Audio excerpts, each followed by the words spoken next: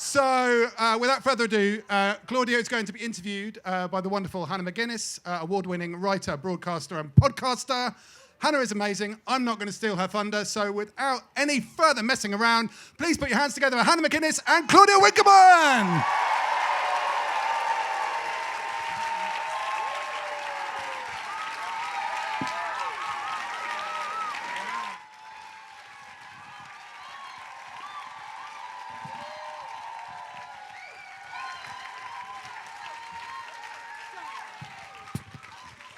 Claudia said she thought it would just be the two of us and that no one would show up. But thank you very much for all being here. It is wonderful to see so many of you. You obviously got the memo that this was the only place to be, the only thing to be doing with your afternoon at Wilderness. We couldn't really have a more exciting interview. She says, I've heard her in other interviews, that she doesn't like a nice introduction. So I'm not meant to wax lyrical about how amazing she is, which is quite hard to do. But you all know who she is, unless you've been hiding in a dark cupboard for the last 20 years. She's brought, you can close your ears if you like, because I am going to be nice about you. Utter joy to our screens and our airwaves. Strictly since 2012, the iconic BBC show, of course. Radio 2, The Traitors. Which I think the only time I've seen Twitter just unanimously at peace with how much it loved The Traitors and not talking about Nigel Farage or Donald Trump. And also, most recently, and I hope you've all seen it, but if you haven't, you've got a treat in store, The Piano, which is just heart-rending, beautiful television. She is as well the author of this book, Quite. I love it. You're laughing already because if you've read it, you know it is hilarious and it's actually incredibly helpful. Sunday Times best-selling. Don't worry, the compliments are stopping now. She describes herself, I think on the first line, as that short orange woman who occasionally reads out loud on the telly. Last nice thing, but I'd say I think more like an absolute national treasure. I've told quite a few people, because I've been very excited about interviewing you, and I said, I'm interviewing Claudia Winkleman. Every woman, whatever age, just has the same 6-word reply. Oh my God, I love her.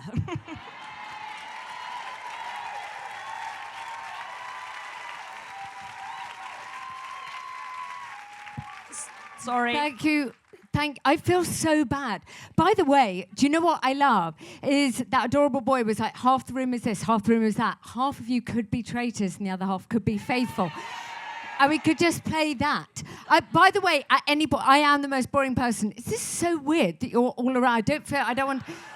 I love your top, like, by the way. That's number one. But anyway, if you get hot or bored, just let's go all leave, do the conga. There's a noodle tent. It's fine. I'm just saying that out loud. Don't worry. Is this your first Wilderness experience? No, I came to Wilderness for the... I don't even understand what a festival is, right? So I never leave my bed. I don't like chatting. I quite like hummus, quite. But I did come last year because my daughter, who's here, adorable, came to Wilderness last year, and yeah, she was too young to drink, so she didn't drink, obviously. She's a good girl. Anyway, she thought it was the greatest experience of her life. So now she's like, it's amazing, and we came and we saw her and we loved it, and there's just a brilliant atmosphere. So yes, this is my second Wilderness. Are all your family here? My entire family are here. They are all standing right behind you.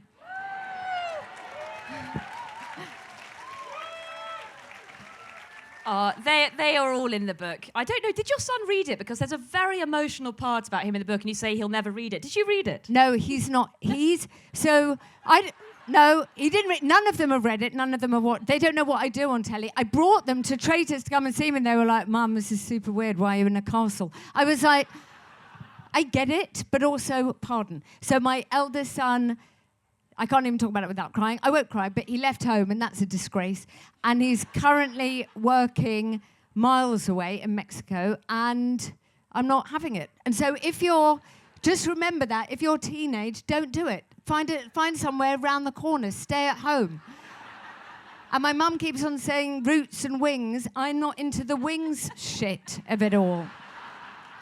Nobody tells you that. You know, you buy the baby books and you're like, oh, and you're building a crib. But when I say me, not me, him over there.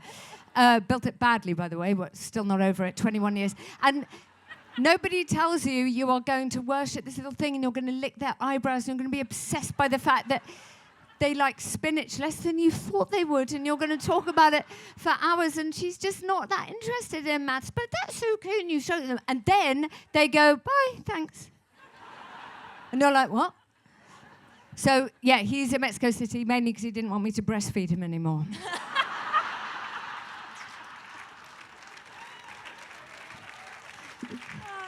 That's the truth of it. Do you think that's what he tells people when he's out there and they're like, what are you doing here? Yeah. So just back to the festival and the whole kind of summer thing. I mean, you do say also in your book, too much pressure, too much high-pitched squeals, too much false fun, blockbusters that are too loud and too long, music festivals ran with people off their heads, eating candy floss and wearing I'm Mad Me hats. Yeah. Just don't love summer. I can't bear summer. It's the first thing that I would... I don't. By the way, if I look like I'm slightly warm, I'm wearing 4 pairs of socks. I've got a thermal on. I just don't accept it. This is my most colourful garment in my wardrobe. I don't like summer. I'm not mad for daylight. I'm not mad for it. Do you know what I mean? You can see, because if you like to be as orange as me and wear as much Tipp-Ex on your mouth and have eyeliner that looks like you've slept in a skip, what we need is it getting dark at 4. But we don't need the focus. I don't want to go to a barbecue. Barbecues are awful. Do any of you barbecue? Guys, bullshit. Oh, I'm so sorry about that language. That is bad of me, and I'm sorry to the young people. Barbecues, no, watching a man turn over a sausage and everyone applaud. He made a rub, really? I can't bear it. Does anybody here? I mean, maybe you're not my people. I felt like we were. Does anybody here like a picnic? No, you don't, though. No, you don't. I'm going to erase that from your... That is awful. You spend all morning just putting mayonnaise and for some random reason, currants in a bowl with... So the house looks like it's been burgled or has been attacked. Then you carry this in a heavy basket to some patch where there are dogs defecating and toddlers throwing off their nappies, and then you eat it and somebody's wearing a ponytail because you feel like you should because you're on a picnic. Anyway, you know what I love? November. And by the way, I love wilderness. I always come to wilderness, but if wilderness could have a tent that is just called winter, I'd be in it all the time, and we get fake snow and we drink Baileys and we get it super cold and we wear big coats. If you're listening, I think we could have that arranged. If you come, and we'll have a November wilderness. Yes, please. You do actually say your look is pirate meets French male student in November. So everybody needs I feel so bad that I'm not looking... I mean, I don't know if we just need to... You know what they need? Swiveling chairs. Anyway, so I don't want to... But everybody needs a person. And I was discussing this with Sar the other day. She's nodding. She's my cousin. And Sar's person is called Valerie. She's French. She works in an architecture firm. She likes red wine. And then you know what you're shopping for. My person is called Jean, and he is a male mature student. And he's always in a rush. And he lives just outside Lyon. And he's on his way to a lecture, and he's holding up his coat in the rain. It's quite specific. He's wearing a thin trouser and a pointy boot. Of course he is. He's got a scarf on, fingerless mittens. On his way, guess what? There's just a tiny little sort of pirate shop for fancy dress, and he wanders in there, and he spends only €5, and then he's on his way, and that's my person. And everyone needs a person, who they are, and then it just makes... Because otherwise I found shopping when I was younger, like one day I was like, oh, maybe I'll be a cowgirl, or maybe tomorrow I'll be an art teacher, and maybe the day after, and it's just exhausting. So just find Jean and go with it. You haven't thought about it very much, Jean. I have a lot more details about him. I once explained it to somebody, and they asked me to have a lie down. Oh, actually, I was going to go somewhere else, but you've said lie down, so that's another quite important thing that you love. I mean, you've just said you prefer dark, really, to light. You love napping. In fact, is that your biggest bit of life advice, is just go and have a nap? Just go and have a nap. Always have a nap. We can have... Do you know what they should also do? They should have a napping tent. There probably is one. Is there one? No, not one where you have to do the movement, the smug, yoga. No, thank you. Doesn't like movement. No. Can't bear movement. Overrated. So, yeah, I have at least one nap a day. I had a nap today. Wake up, have some toast and marmalade, and then lie down. Who has just said, are you a big napper? Yeah, good girl. Yeah. Yeah. Yeah, getting into bed in the middle of the day is naughty, but for a nap it's amazing. Damn right. But before you nap, you have to have your nap rules. You do not lower the curtain. You do not get under a duvet. You can use either a coat or a towel. I mean it. And so you have to know what you're doing. We're not animals. We're not, don't put on a bed sock. You're just having some shut-eye. There's a blanket on the bed. Well done. Well done. You don't go under the duvet. You don't... Sometimes, you know what I find charming? Don't even take your shoes off. It's wild. Have you always? So my mum, who's brilliant and a journalist... Yes. When I must have been about 13, and if you're a journalist, you meet all kinds of people. Anyway, she went for a business lunch and happened to sit next to a brain surgeon, an actual brain surgeon. Can you imagine? Just the brilliant man. Anyway, so she was asking him questions and they were chatting. Anyway, as she got up to leave, she said, you're going to like this in the future, girls. Let me just say.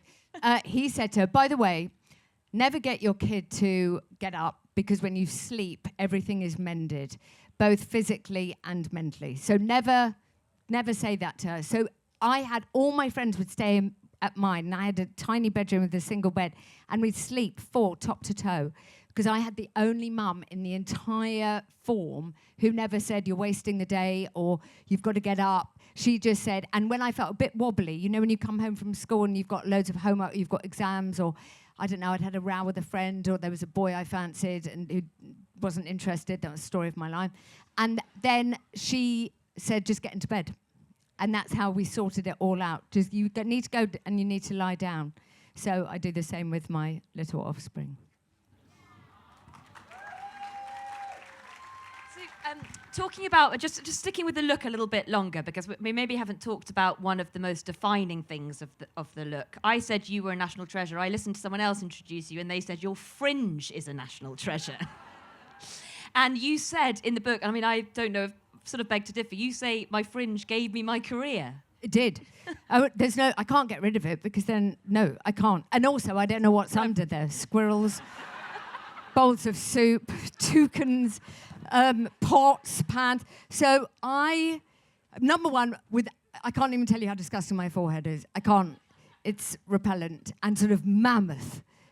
Like an angry, large expanse of flesh. Anyway, and so I thought, I'll get fringe. And the lovely boy who was cutting my hair gave me a sort of, God forbid, guys, wispy fringe. Do you know where we're at? Like an apologetic fringe, like a few fronds. I was like, no, so my fringe, it's really unsexy, but never mind, is cut like from here. It's like a comb-over fringe. And then I was working in telly and reading out loud, and I'm sure, because, in those rooms of people, when they were like, who should we get? They could just say the orange person with a fringe. So that's what I did.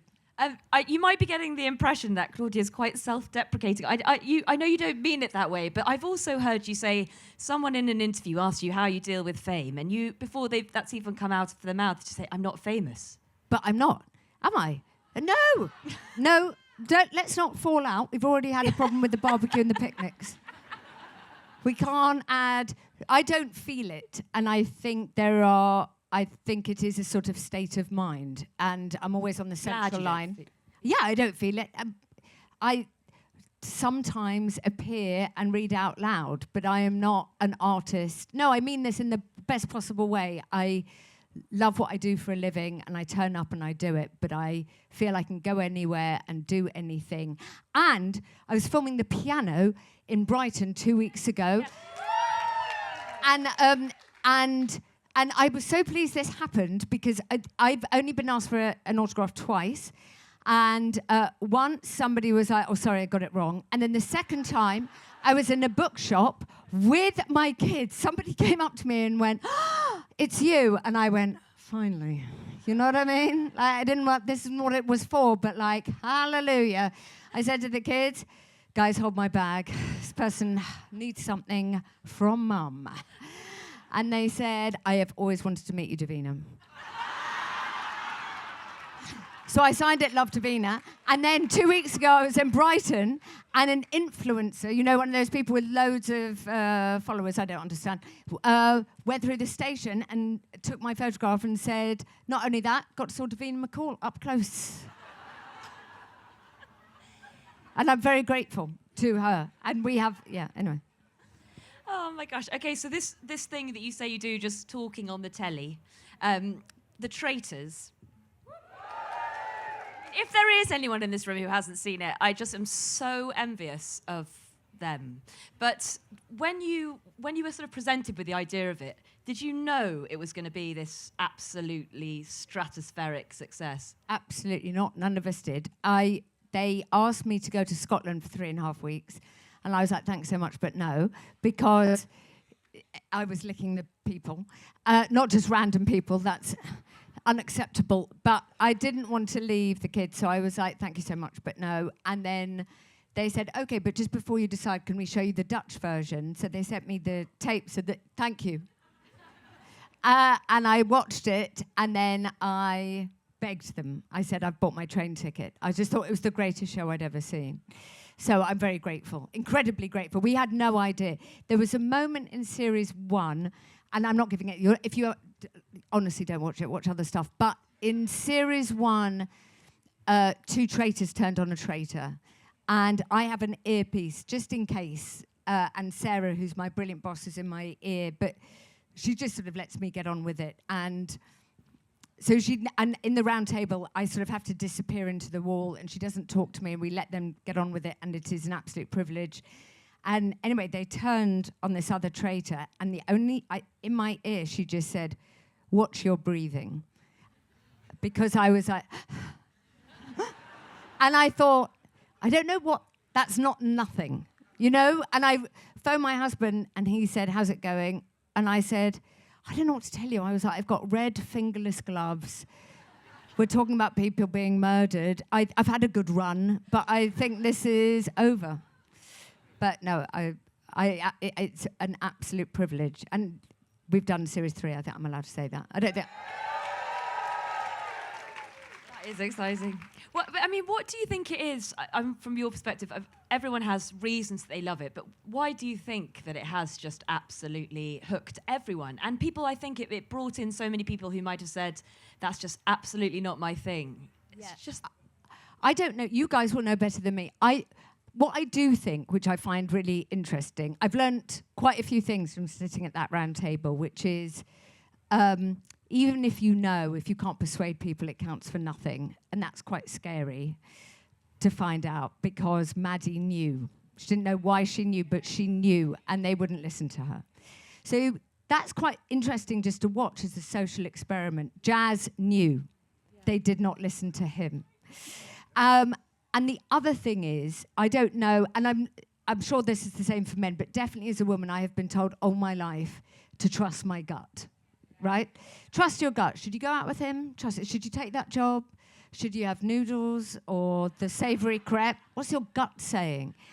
And I tell you what Traitors tells you is your gut knows absolutely nothing. It knows nothing.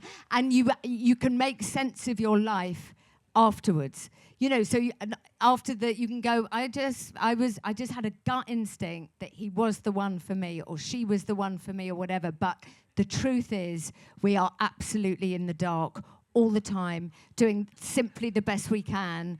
And I find that both terrifying and also quite humbling. And it's sort of relaxing. And then, so I think just watching people lie, and anyway, I find you're watching all of human life. And you're watching Persuasion and Charm, because Charm, in the end, like I always say to the kids, be smiley, turn up early, say please, say thank you, make eye contact. That'll get you, look at everything. I mean, another Traitors-related question. So, obviously, they must have said to you, you've got to be quite mean.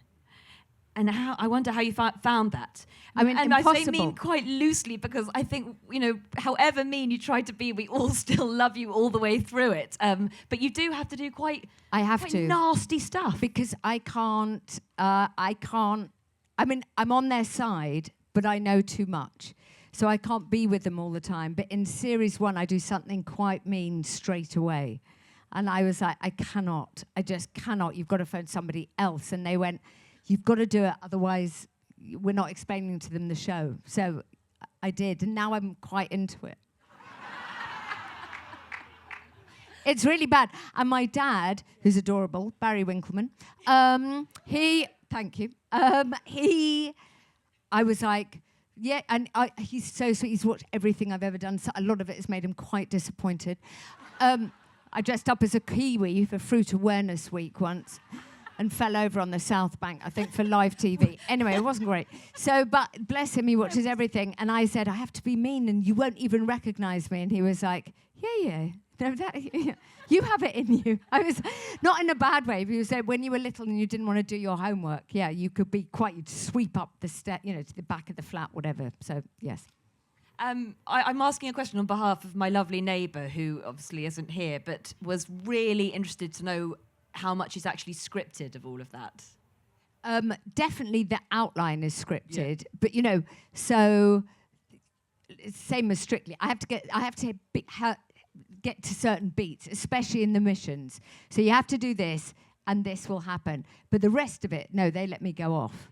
When I go into breakfast, and sometimes I'm really angry with them. I'm angry with them when it's right there, and I'm like, how can you not know it's fucking Paul? How can you not know? I'm really sorry about swearing. But they should get you into the diary, the diary rooms thing. For but at the same time, but I love them, and so yeah, I love them all. But I find it so I can't be really close to them, so I have to just move away. I was going to ask you if there'd been another one, but there is going to be another one, which is very exciting. And I think you do talk about this in your book, and I think people are always interested to know whether someone with so much experience and talking on the telly so much, do you feel nervous? Do you get nervous? I get very nervous. I was nervous before today. I think you have to get nervous. Yeah. I don't know what you guys all do. We can go around individually. Totally happy to do that. Yeah, go on, tell me.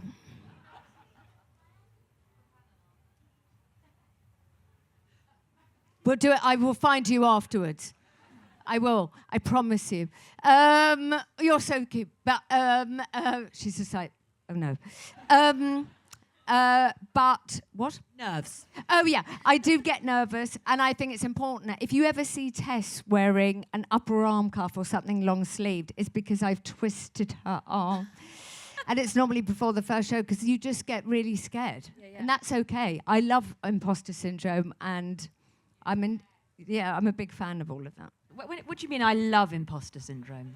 Well, I think it's very healthy because we've met people who don't have it, and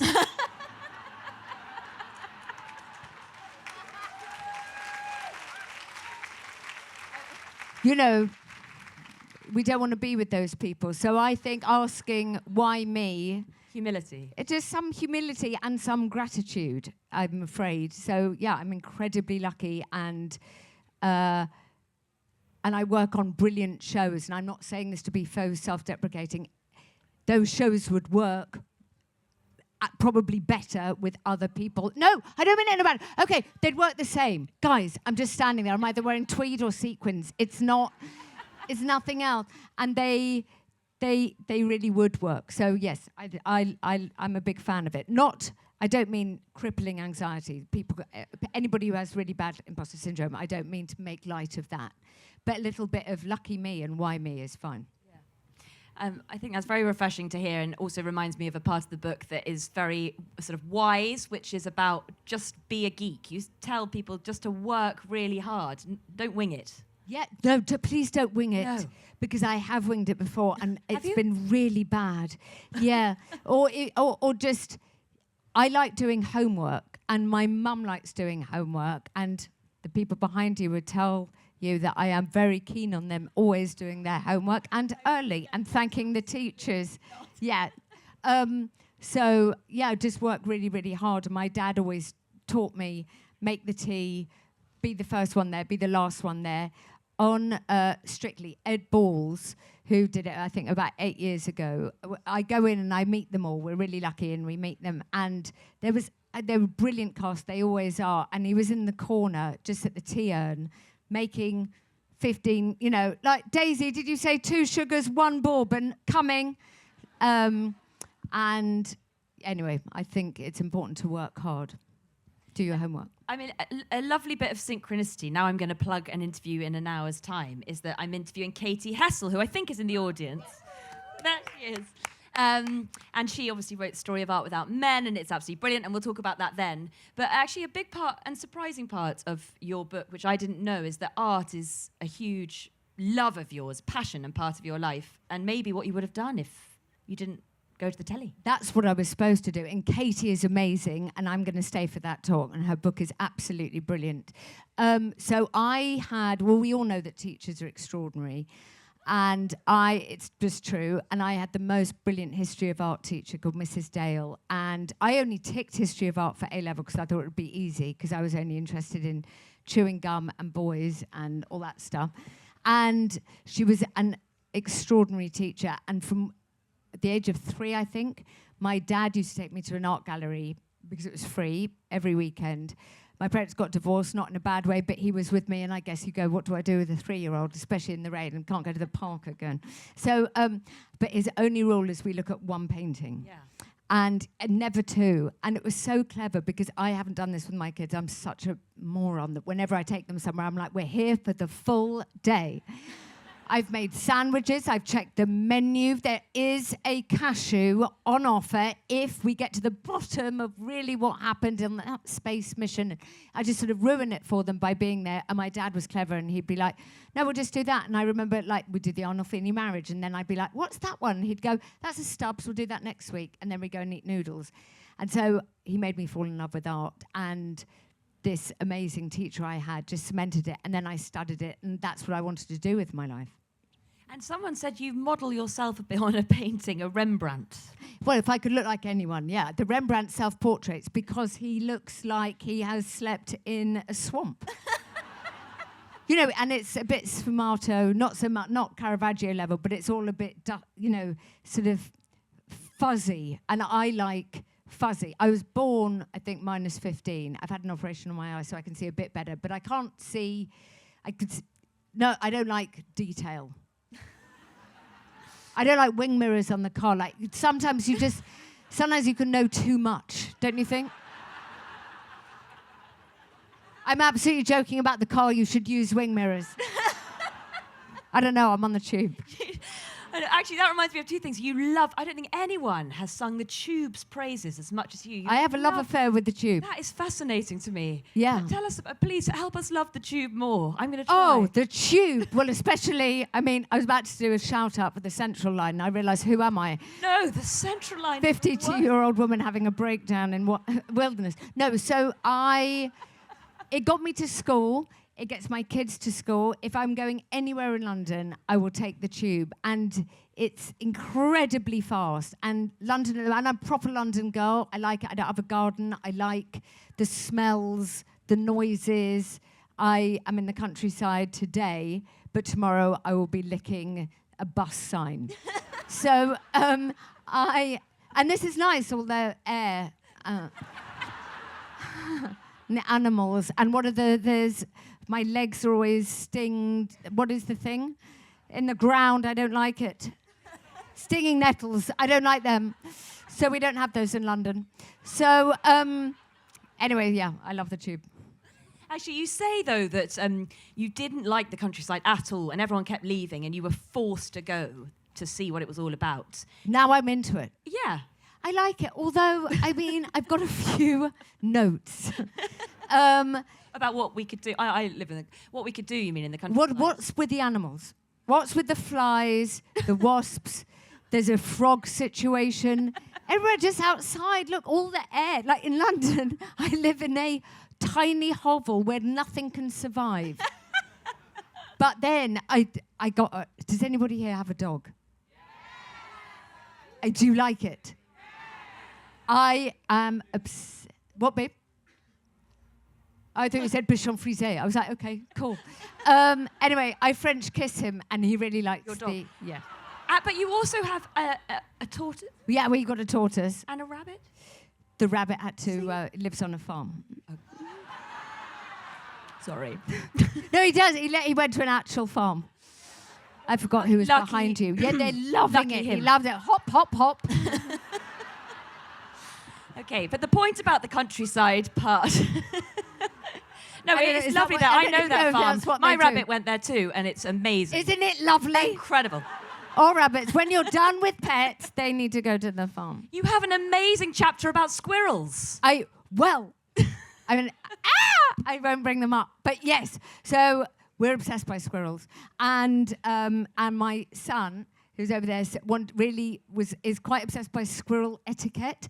This is what happens if you live in London, you never go to the countryside. So we don't go to the countryside, and we don't go on holiday because I don't like the heat. We went once away. We went to the Arctic. It was dramatic. So we don't go anywhere. So for us, going to our local park and seeing a squirrel is like being on safari. I mean it. Like the kids are like, I can't even. So we've named all the squirrels in Hyde Park, and I go, here comes Wayne. We don't know if it's Wayne.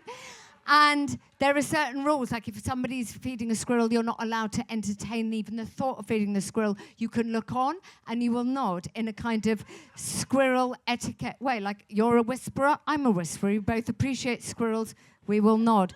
And for anybody who lives in the countryside who's like, the white things, the sheep, you've got all kinds of stuff on offer, but for us, it's just squirrels. And my husband has always called my daughter Tilda the squirrel. She's always called him the squirrel. There's a squirrel. We're like, I shouldn't talk about it anymore because actually it's sounding like we're a bit weird, but yeah, we're into squirrels. I actually listened to that part of your book on Audible, and I thought I maybe was having some strange It's like a out-of-body fever dream. experience. Yeah.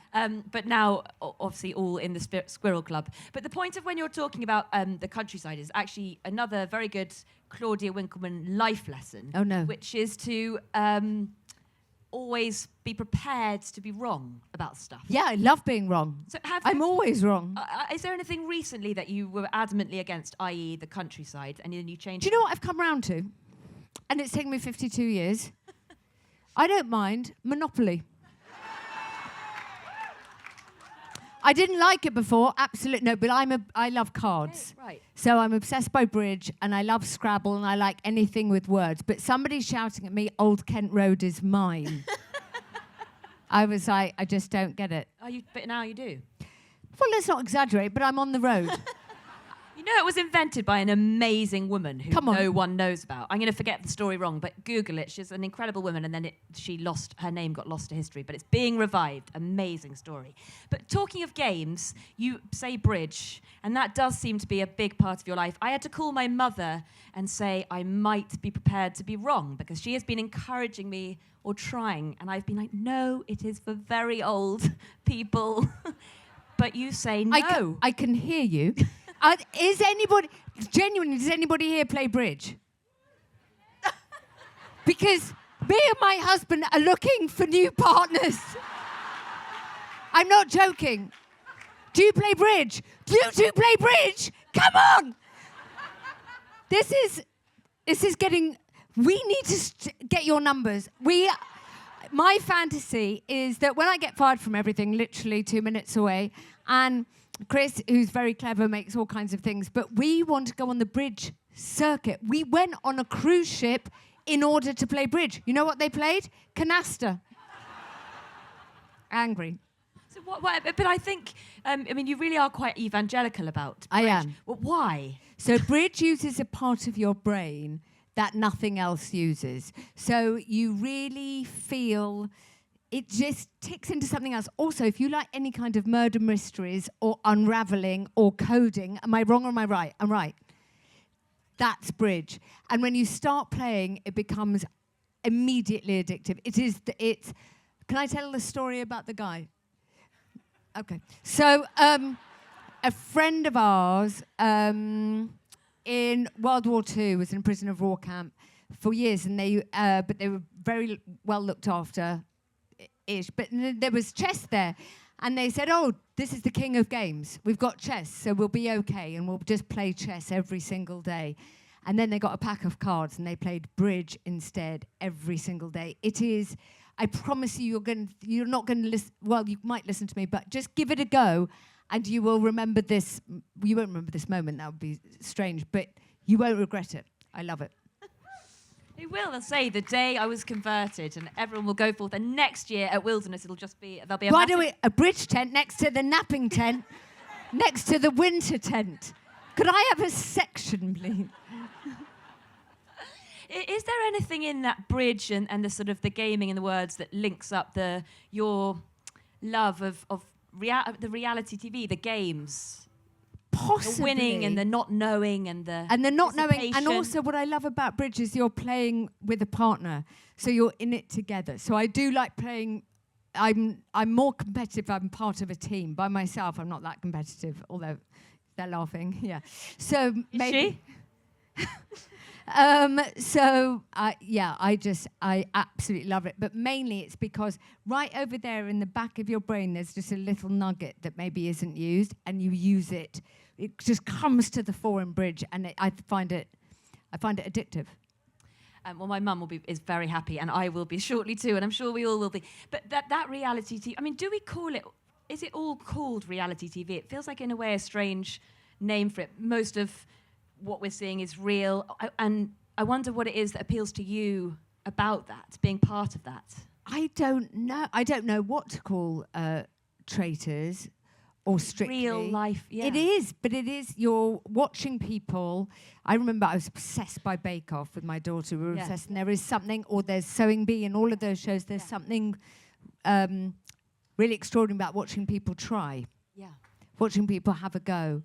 And that's what you're doing in a lot of these shows. And whatever it is that they're doing that you're particularly interested in, you can go with that. And with the piano, I mean, obviously we've got loads of fans in here, which is not a surprise. What is it about that you love? I mean, we love watching these people with their extraordinary stories and then playing this incredible music. It just really speaks to everyone in their homes. I love the piano. The most brilliant man came up with the idea. He's the guy who also created Bake Off, and he said, I wanted to do a show about talent that isn't a talent show. And I was like, that sounds clever. And he said, so it's not glamorous, it's not fancy, there's no big microphones, there isn't a big moment or hoo-ha. It's just people who come and play. And they don't want to change the course of their life necessarily, but they have a passion for this instrument.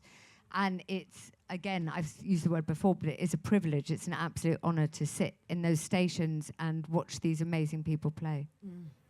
I was looking at my notes because I didn't want to forget one of the things that you talk about in your book. I've heard you talk about it a lot, which seems to be something that you've discovered is the most important thing in life, which is female friendship. Yes, definitely. Which we definitely need a whoop for, because we... And again, I think my question is whether you... I mean, I feel like it's having its day, in a way. Everyone's realising just how important it is, and in a way it wasn't spoken about before. Did you always... Ooh. What is that? That is the music for female friendship. But should we go? It sounds good.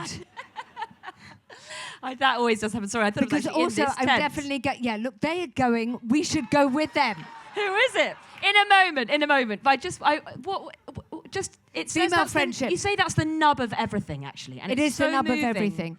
I think that I love Dolly Alderton, and she wrote years ago about looking after friends like you would a lover, or like you would a child, or like you would a parent, or an aunt. So you have to fuel as much in there. It's not, don't be lackadaisical. I don't mean like make enormous effort and wear a tiara and say, it's pizza night, you can't cancel. But what I mean is that's not friendship. But what is friendship is checking in and being there for them. And me and my friends have in a state of emergency, you drop everything and you look after them and you love them just as much because they will carry you through. You have to be there for them. My best friends know me much better than I do. And I love that because I've got no idea. I'm not really interested in the self and all of that business. But I've got no idea. What makes you happy? Don't know. Ask Vicky. She'll know. And I like the fact that I can go to them going, I feel a bit, and they go, yeah, this is why. Actually, yes, because you describe all the different types of friends and then you go to them with one and they say, yes, that's you. Yeah. The wise one. No, I wasn't the wise one. I think I was the annoying one. The very sensible one. Yeah, I'm boring. We can absolutely, there is absolutely no chance of that. I want to know one thing as well, and then we're going to let whoever goes to the music. I'm going to the music. Who inspired you massively growing up, or you wanted to do art? I wanted to do art. I think my parents, because they deal with everything with a lightness of touch, and I think that something's burnt in the oven. Oh, we missed this, or oh, you didn't get an A, you got a C, or whatever. It was with a lightness and a understanding of what is important, and I think that's. If we can have anything other than female friendships and absolutely no barbecues, it is that. Or picnics. Or picnics. Or countryside. Summer. Yeah. Just a small list. But there are lots of things you love which we won't have time necessarily to get to. What's happening for the rest of the afternoon with your family and you at Wilderness? We're going to follow whatever's happening over there because that sounds good, right? And we're just going to revel in it all. It's a magical place and we're so, so grateful to be here. So thank you. Claudia, it is an absolute pleasure to share the stage with you. It's such a great audience. Thank you very, very much. Thank you.